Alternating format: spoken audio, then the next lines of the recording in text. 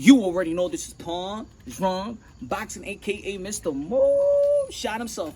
Ladies and gentlemen, first and foremost, I hope everybody out there having a good Sunday. Everybody out there blessed. Your family doing well. And I was thinking about this for a couple of days ago, and I brought this up in a couple of panels and a couple of YouTube channels. Shout out to those YouTube channels. We was chopping it up about this subject that I'm about to talk about. Shout out to IQ. Shout out to Black and Brown Boxing. And thank you for having me on the panel so we could discuss this. And I feel like I needed to do a video about it because this is something that we've been talking about so much, about these young fighters and, you know, debating about how much they're worth. If they're overpricing themselves, if they ducking, if they're avoiding because of the money or the purses that's putting out there. Should they be thinking about the purse, or should they be thinking about legacy more than their own compensation? And I think what we need to do collectively, and I'm gonna put myself out there, I'm just speaking in general, collectively, us as fans, it's us as people that break down boxing, and I feel like we have a responsibility. Of course, we have followers, we have subscribers, we have people that look into our content and trust our content. And when people want to trust our content and, you know, get out of work, or they need to catch up on boxing updates, us as YouTube channels, us as boxing heads, put it that way, but boxing heads, the community, the boxing community has a responsibility to, you know, not only debate all the time, not only and critique and devalue and discredit, but also, I mean, I did this channel because I love the sport of boxing. And of course, I know in your core feeling, everybody out there that talks about boxing and keep up with boxing and out there in the panels and out there debating and stuff, y'all love boxing as well, you know? And I know it's not for sure just to dig on people, to degrade it, and discredit a lot of people, of course. And we need to break boxing down. And casuals out there gotta learn the sport, the sport as well, in the ring and the business side of the ring, the part that we hate, right? But we gotta understand that even when we hate it, even when we hate these type of moves, we hate because we just fans and we just want to see these fighters challenge themselves and go out there for glory and go out there for legacy. We gotta understand the business of boxing. And just like we're trying to understand the business of boxing, I believe that these young fighters are also trying to learn the business of boxing while they're in that sport. Now, when we're talking about a fighter, if he's worth more, and I'll give you an example. Teofimo Lopez got offered $1.2 million. Oh man, he's not gonna take that money. That's the most money he ever made in his career. How he's not gonna take that money? Ryan Garcia, he deflected to fight 2 fights, man, and he's going back and forth with Oscar de la Hoya, Golden Boy Promotions. He's looking for money. People are saying, come on, man, pay that. Who you? You don't got no chip. You don't got no championship belt. You never been a champion. Take the money that you get, man. Take that money. What's wrong with y'all young bucks? Why y'all caring about the money? Why y'all caring about the money? Now, I'm not gonna, you know, go full blown in critiquing these 21, 20, 22, 23, 22 year old about their value. You know why? Because they hire people. They hire the people to give them the sense of what their value is. Now, personally, we all have a value, right? We all have something. We all have a bar or a line that we won't, that you know, you won't let nobody cross, or you won't cross, right? We know our value as human beings. We know our value. We know if you know yourself. Some people out there don't know their value. There's a lot of people out there that don't know their worth. And I hope and I pray for those people that actually find that, you know, that worth within themselves and knowing the knowledge of what's your worth, you know, as a human being. As the business side, these young dudes hire people like managers and advisors within the sport of boxing that know, that educated about the sport of boxing and their numbers, the money, the value. They hire these guys, and the managers are the one that actually tell them what's their value. These young guys don't know really what's their boxing value in terms of money and cachet. They're been told this. So if a person, for example, was mad at Teofimo Lopez because you feel like he's worth more than $1.2 million because what he got last time, you got to understand where he's getting this information from. Why does he think this $1.2 million is not enough? Maybe because the manager that actually does those paperwork and actually does the contracts for these and deal with the contracts with these fighters, they're the one that tells these fighters how much you're worth. So a fighter is actually telling you what the manager is telling you. You understand what I'm saying? When in an interview, the fighter is just telling you what the manager is telling them. Got it? When people talking about, let's say, for example, Al Heyman, or you hear about the Anthony Joshua and the Deontay Wilder says, no, this is how much it is. You got to look at Shelly Finkel. You got to look at Al Heyman, because these are the guys that's actually giving the numbers to Deontay Wilder. Now, remember, this is a complex sport, business-wise as well. And we all know this this sport of boxing is very, very corrupted. You understand what I'm trying to say? There is no type of moral in this sport. So you got to understand where these young fighters are getting their values from. And I'm going to give you an example, another example right here. Eddie Hearn. Eddie Hearn was talking about in a recent interview about that he was signing fighters, that he's guilty of signing fighters and also he was talking about Bob Arum, Al Heyman, and all these promoters. They was signing fighters a couple of years ago, a year ago, whatever. This is what he was trying to, and I'm just paraphrasing. He was signing fighters, but overpaying them. It wasn't really their value, right? And they were just signing fighters so the other promoter won't take those fighters. You understand what I'm trying to say? So I'm gonna give you more money because I don't want this other promoter to get you. You know?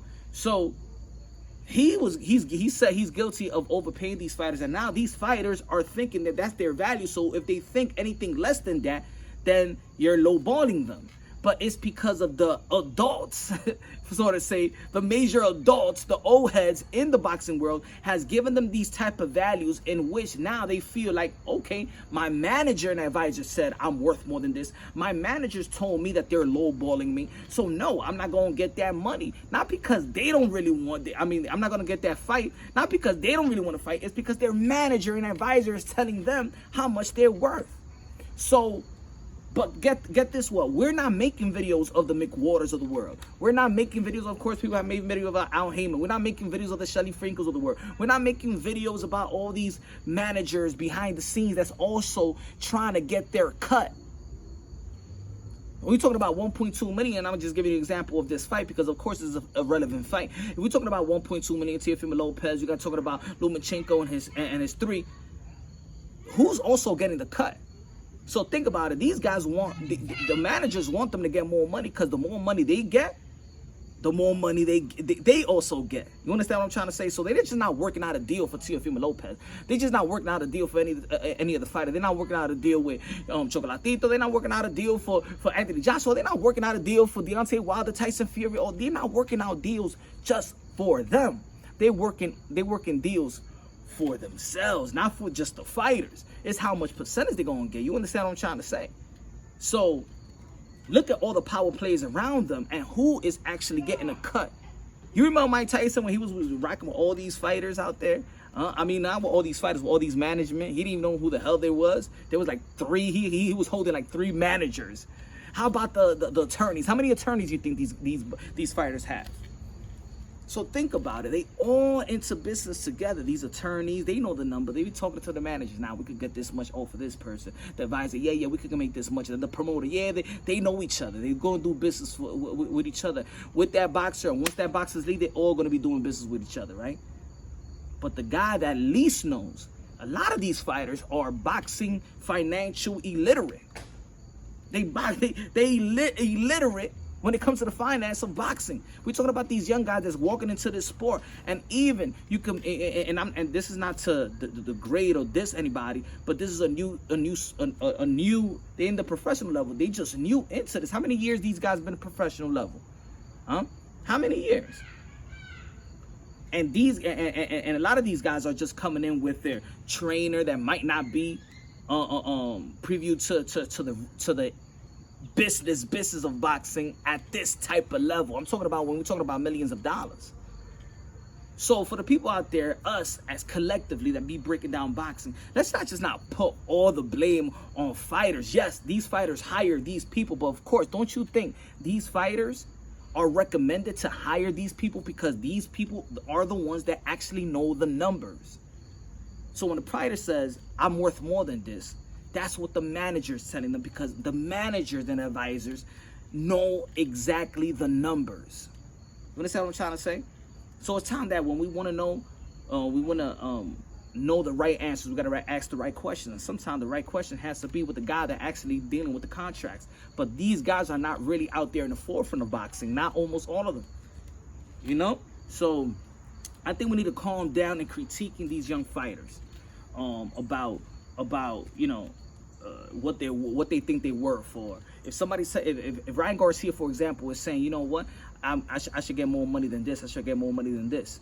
Is it really Ryan Garcia that feels like that, or is the business people around him that he has hired to be highly educated on the numbers when it comes to boxing and when it comes to values of events, values of the sports, value of the opponent, value of, you know, I understand what I'm trying to say.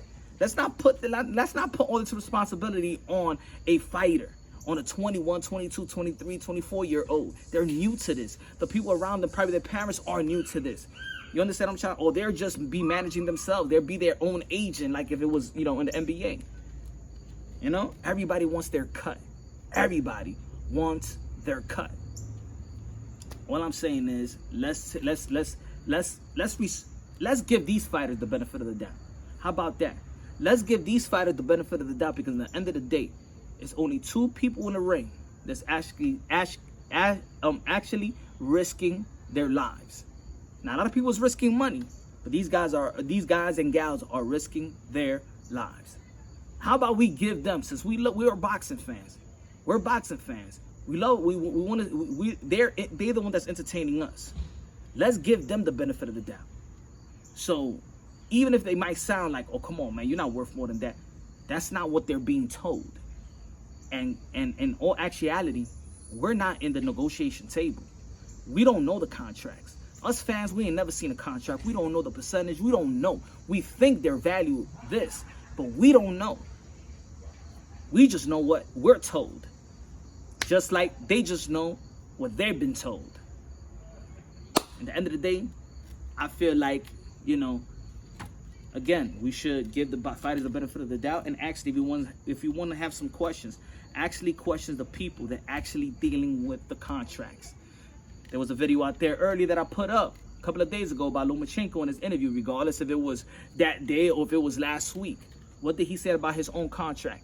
That he never seen the contract anyway. What that tells you? Who's actually seen the contract? Who's actually telling Lomachenko how much you're worth and how much you're going to get? The last people that get their money at the end of the day is the fighters. The last people that get their money is the fighters.